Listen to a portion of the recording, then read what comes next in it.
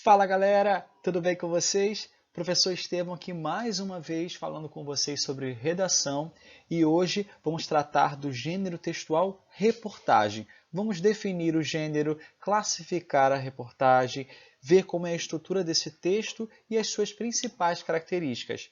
Vamos lá? Vem comigo! Definição. A reportagem é um gênero textual não literário. Cabe, nesse momento, diferenciar. Os textos literários são aqueles que possuem função estética, ou seja, destinam-se ao entretenimento, ao belo, à arte, à ficção. Já os não literários, que é o caso da reportagem, são os textos com função utilitária, pois serve para informar, para convencer, para explicar, para ordenar. Então, a reportagem é considerada um texto jornalístico veiculado pelos meios de comunicação em geral, como os jornais, as revistas, a televisão, a internet, o rádio.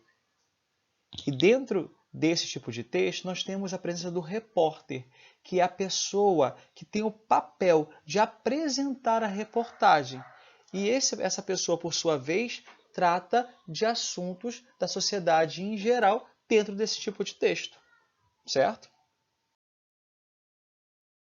Classificação da reportagem. O objetivo, a finalidade da reportagem é informar.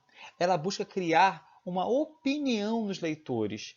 Tem importante papel como formadora de opinião, tá? Pode ser um texto expositivo, informativo, descritivo, narrativo ou opinativo. Ela pode se aproximar tanto da notícia quanto dos artigos opinativos. Porém, não podemos confundir esses tipos de textos. Ela é um texto expositivo, vamos lá, primeiro ponto, e informativo. Por quê? Porque expõe sobre um determinado assunto com o objetivo principal de informar o leitor, como já falei com você. É um texto descritivo e narrativo pelo fato de também descrever ações e incluir tempo, espaço e personagens dentro desse texto. E podemos dizer também que é um texto opinativo. Né? Por que opinativo? Porque o repórter ele apresenta juízos de valor, opiniões sobre o que está sendo apresentado. Geralmente são textos mais longos, opinativos e assinados pelos repórteres. O que isso quer dizer? Que eles são assinados. O autor do texto, o repórter, ele tem a autoria. Então, tudo que é dito nesse texto, ele responde pelo texto, tá? Enquanto as notícias são textos um pouco mais curtos e impessoais, que visam somente informar o leitor sobre um fato atual ocorrido, a reportagem não, é um texto mais aprofundado e subjetivo. Resumindo, a notícia faz parte do jornalismo informativo, enquanto as reportagens fazem parte do chamado jornalismo opinativo. Por esse motivo, a reportagem é o texto que precisa de mais tempo para ser elaborado pelo repórter, pois ele precisa buscar mais informações, opiniões, criar um tipo de debate sobre um tema, diferente da notícia, que é mais clara, direta e objetiva. Não que o texto da reportagem não seja claro, mas esse ponto de ser mais curto, mais conciso, direto, que a notícia tem, a reportagem não. Ela vai nos apresentar informações mais aprofundadas. Estrutura da reportagem.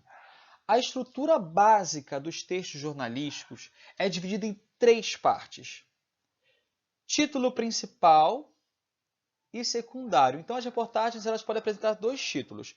O primeiro deles é chamado manchete, é considerado o título principal e é mais abrangente. E o outro, secundário, que é uma espécie de subtítulo, é mais específico, tá? Segundo ponto que precisa conter lead ou lead. A lead corresponde aos primeiros parágrafos de um texto jornalístico. E nesses textos, nesses parágrafos, devem conter as informações mais importantes que serão faladas pelo autor.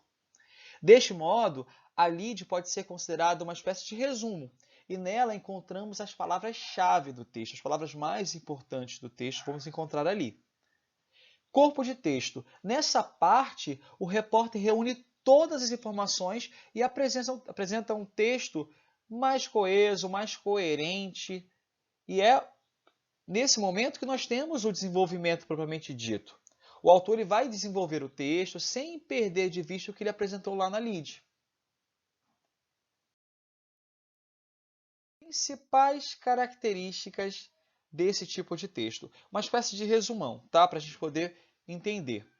São textos em primeira e terceira pessoa. Então, o autor desse texto ele pode se colocar, colocando as impressões dele, a subjetividade, e também pode apresentar o texto em terceira pessoa, somente contar os fatos que acontecem com outras pessoas. Nós temos, então, presença de títulos, o título principal, e nós temos os subtítulos e também os intertítulos. Como assim intertítulos? Às vezes a reportagem era dividida em partes. Ele vai aprofundar alguns pontos dentro daquele texto. Então esse intertítulo é um título intermediário, um título colocado no interior do texto. Temas sociais, políticos e econômicos. Então, os assuntos que serão tratados, eles podem ser assuntos que abordam questões da sociedade, política ou economia, entre outros aspectos também. A linguagem simples, clara e dinâmica. Para que o texto ele abranja o maior número de pessoas, atinja o maior número de pessoas possíveis, ele precisa ter uma linguagem de fácil aceitação, que atinja facilmente as pessoas. Então, essa linguagem, quanto mais clara, dinâmica e simples ela for, vai conseguir atingir esse objetivo. Discurso direto e indireto, como nós já falamos anteriormente, discurso direto, quando a própria voz do entrevistado, nesse caso, ela aparece ali, tal como a pessoa disse, a presença de aspas, né, marcando aquela citação, até mesmo travessões, e o discurso indireto, quando o próprio entrevistador, no caso o jornalista, ele apresenta a fala da outra pessoa. Objetividade e subjetividade. Objetividade, a linguagem objetiva, as informações claras, sem impressões, sem opiniões, sem juízo de valor. Já a subjetividade trabalha o contrário. Você apresenta uma série de adjetivos, uma série de impressões. A escolha de palavras nos permite concluir quando o texto ele é objetivo e quando ele é subjetivo. Tem que prestar atenção nessas questões. Das opiniões, geralmente as opiniões elas são marcadas por subjetividade. Linguagem formal. Quando eu falei lá de linguagem simples, clara e dinâmica, se a gente pensar na questão da formalidade, não estamos dizendo que o texto precisa ser um texto de difícil entendimento. A linguagem formal é aquela que vai utilizar a norma padrão da língua. Para quê? Para que as pessoas entendam que quando você utiliza gírias, expressões regionais, termos técnicos, isso enriquece a nossa língua, mostrando que a nossa língua é dinâmica, que ela não é algo que só está no dicionário lá, estanque, bonitinho, paradinha. Não, ela está em movimento. Só que, para que as pessoas entendam esse texto, independente da sua faixa etária, da sua classe social, enfim, todos esses fatores, a linguagem formal, ela nos permite atingir a todas as pessoas. E são textos assinados pelo autor, isso quer dizer que tudo o que é dito ali, o autor responde por ele.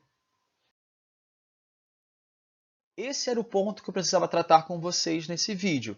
Se ficou alguma dúvida, procure por mim e eu tiro a sua dúvida depois, beleza? Então vamos lá, vamos fazer os exercícios, tratar de todas as questões que foram passadas para vocês, para que a gente possa cada vez mais construir conhecimento e nos tornarmos pessoas cada vez melhores. Fique com Deus, grande abraço, até logo!